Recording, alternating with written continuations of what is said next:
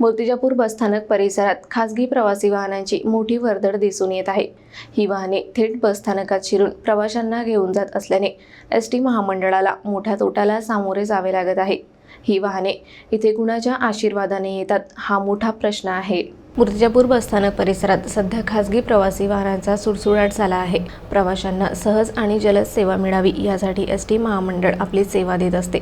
मात्र खासगी वाहन चालक सर्रासपणे बसस्थानकात येऊन प्रवासी उचलत असल्याने एसटीच्या उत्पन्नावर मोठा परिणाम होत आहे।